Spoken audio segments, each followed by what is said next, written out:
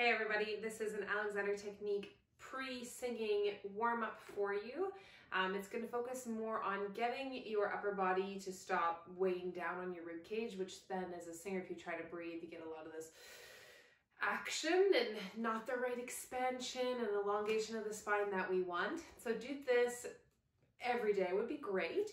But before you practice and then see what you notice, it made a big difference for me starting to do this body work.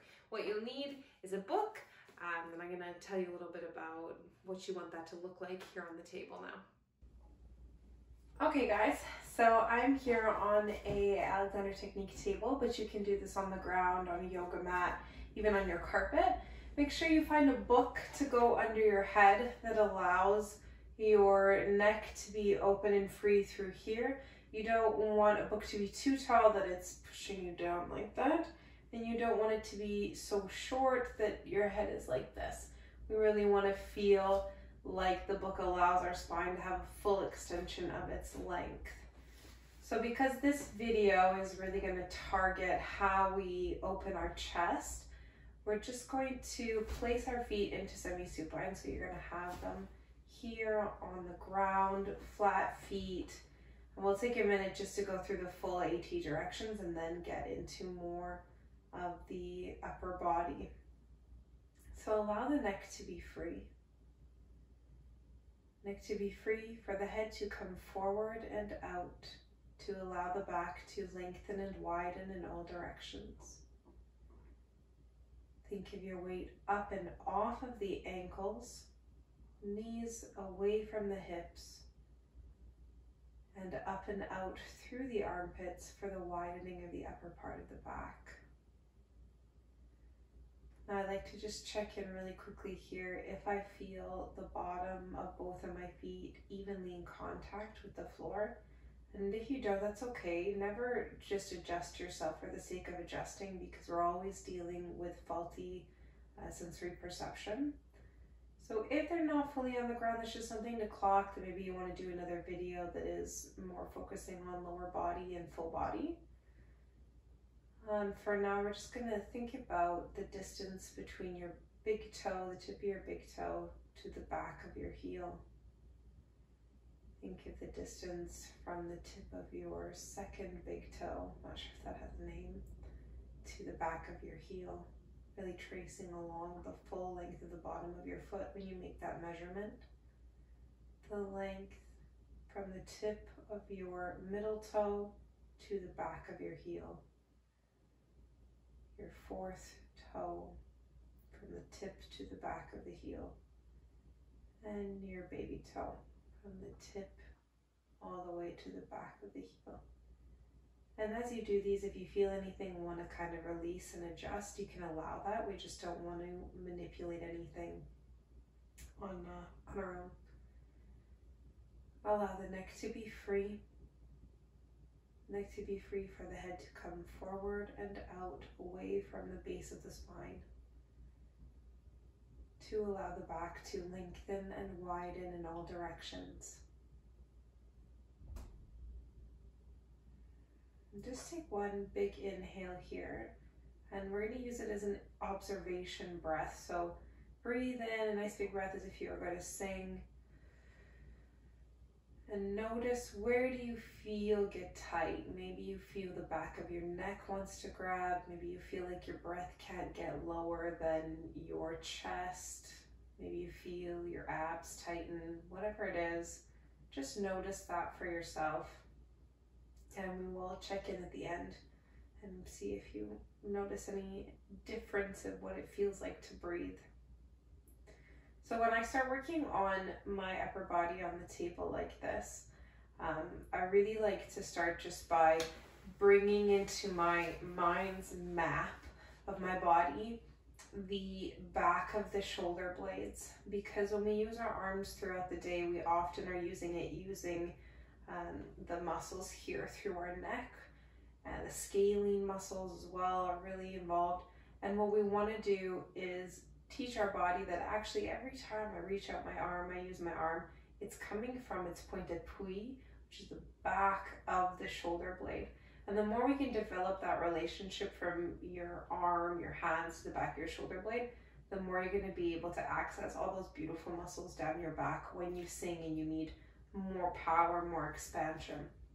So to do that, I go back to thinking about my neck, which begins all the way inside my skull, behind my eyes and between my ears. And I measure from the top of my spine to where I perceive my first vertebrae to be. Top of the spine to the second vertebrae. Top of the spine to the third vertebrae. And we're just going to take a minute there. Continue until you're all the way down your spine, measuring from the top of your spine, inside your head, behind your eyes, down through each vertebrae.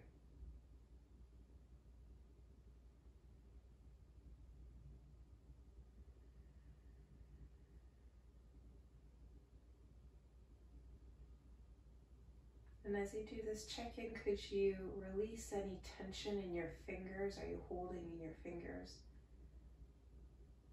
And continue to measure the top of the spine to the vertebrae, moving down your spine. And now around my lumbar spine. I'm going to keep going.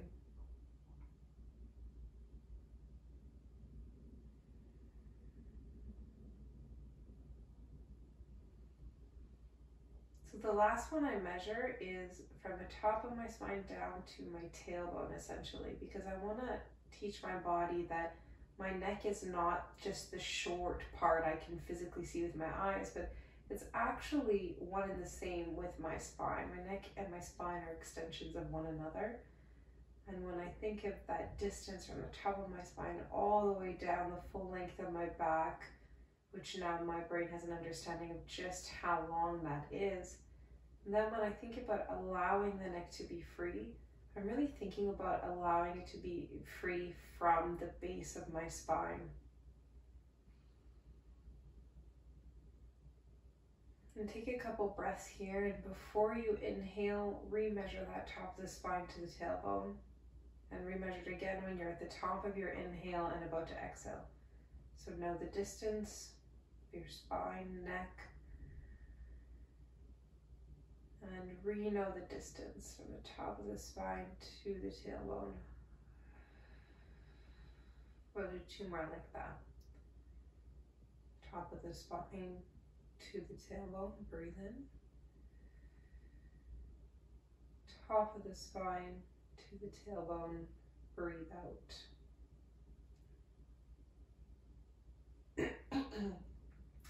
One more time. One more time.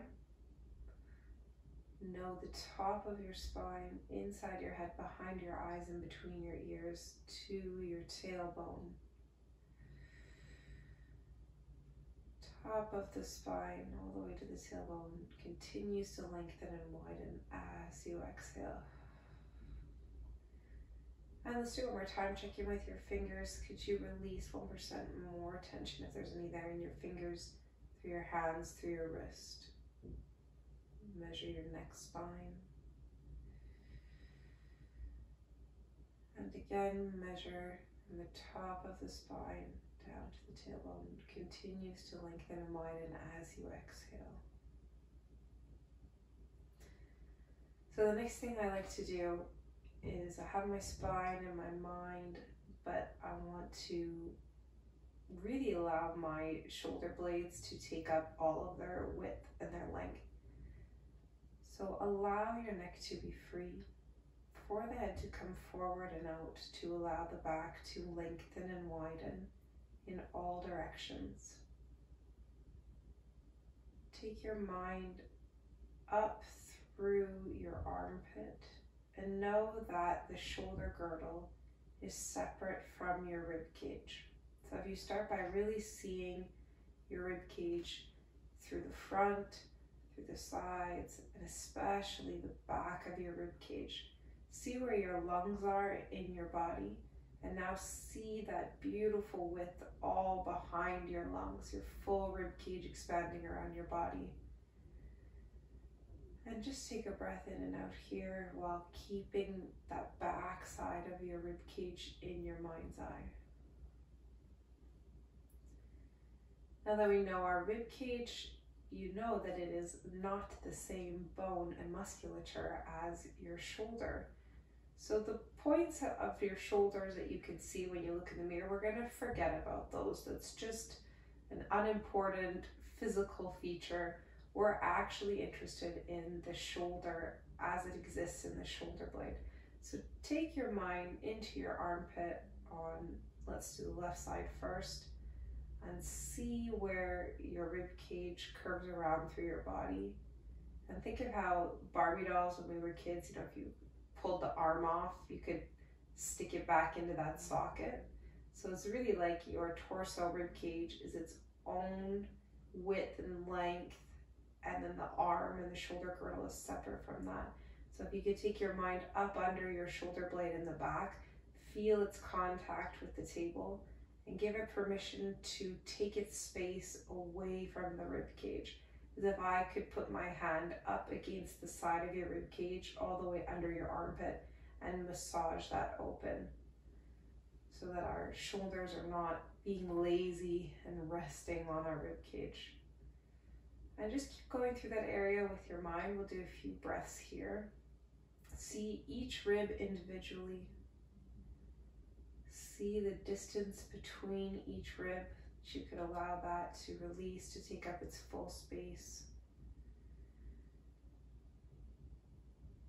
Allow the back of the shoulder blades to move out away from the rib cage.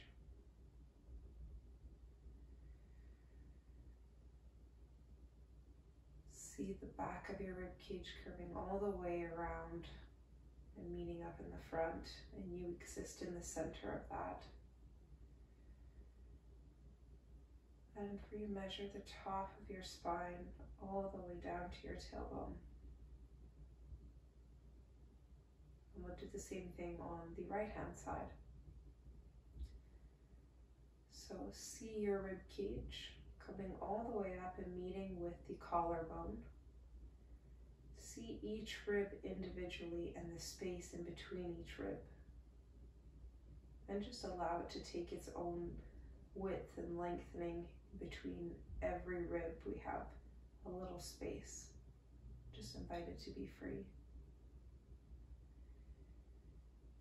And now picture your anatomy a bit like a Barbie doll, where you have your rib cage taking up its full length and width, and your arm shoulder girdle is a separate piece from that.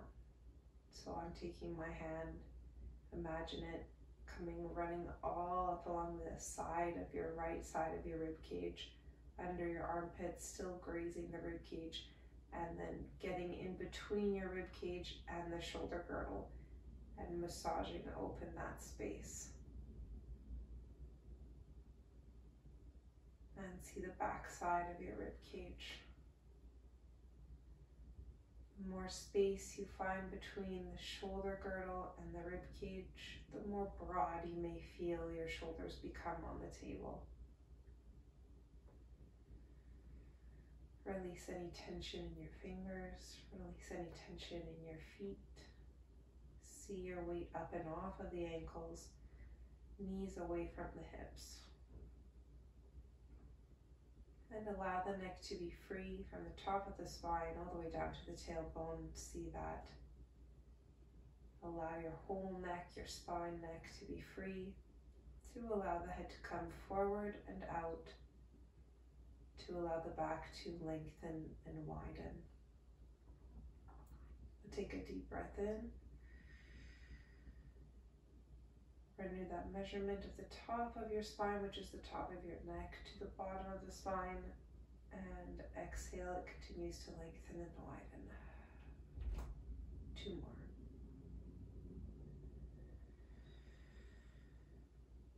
Remeasure.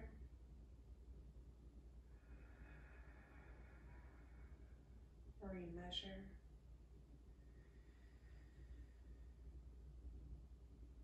Remeasure. So So now we're going to introduce making sound to this thought process. So if you're one of my students, you'll know that I always say, if you are not clear on what you're thinking, then your habits are singing, not you. And one of the biggest habits I see people make is that as soon as they go to make sound, something in their mind-body connection completely changes the way that they're singing from even speaking. And there's a lot of tension. So we want to start teaching your body that this lengthening and widening of the spine, which we achieve by really making it familiar to our psychosomatic relationship or your body map by remeasuring, is what we want to now implement into the breathing process that we just did in this exercise, and add sound to that process so that when you go to sing, you don't tighten anything in your spine or your neck, but actually start to lengthen and widen it, so you'll get a deeper breath over time, you'll get more power, you'll be more connected in your body. So we're going to do 5 breaths with sound, and you can do more after if you want. And before you breathe in, I'll ask you to measure from the top of your spine, which is the top of your neck, behind the eyes, in between the ears. Know every vertebrae down the length of your spine to the base of the spine neck, which is your tailbone, and breathe in. Then you're going to re-measure here, knowing the top of your neck spine to the bottom. And you just continue to see that lengthening and widening as you exhale on a and you'll re-measure before you breathe in. Re-measure and continue that lengthening and widening measurement as you exhale.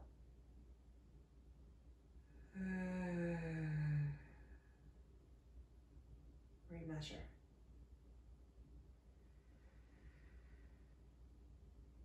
Re-measure.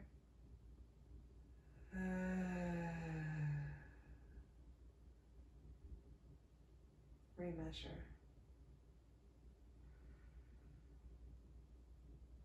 Re-measure. See your spine lengthening and widening as you exhale. One more. The spine lengthens and widens from the top of the neck, the top of the spine to the base as you exhale.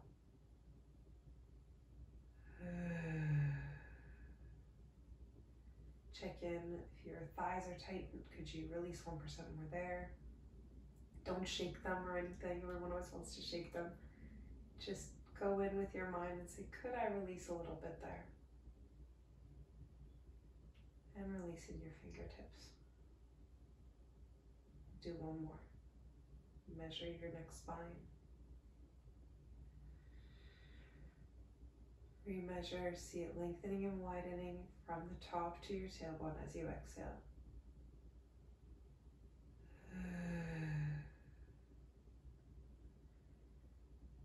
Now we're just going to take one big breath as if you were going to sing, and use it as a measurement. Do you feel anything different? So do that now. Take a nice big breath in like you were going to sing.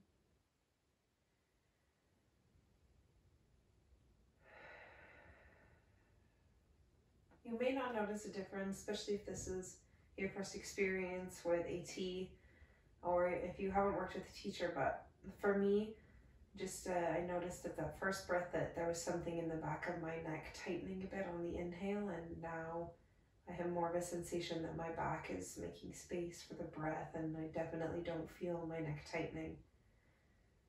But for you, it could be something totally different because your body is very different than mine. For my students that have done vocal fry with me, I invite you now to do maybe 10 breaths or so where you do the same thought process, but on the exhale you'll add in vocal fry. So I'll just demonstrate. Measure the length of my spine. I really continue knowing that length as I breathe in. That's really my thought, just renewing that over and over again. And I renew that measurement at the top of the breath.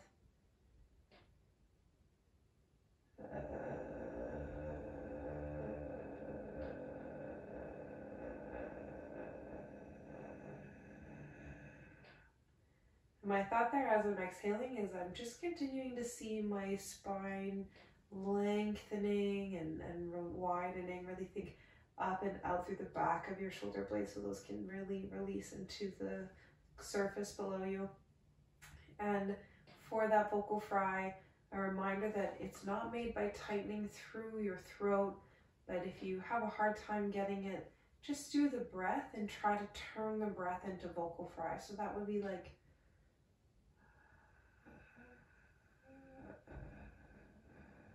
and that might be all that you get, and that's completely fine. We're just kind of stacking things that we do in class now. Try to do this before you sing every day this week and see if it makes a difference. This is just play, and AT is really great for that.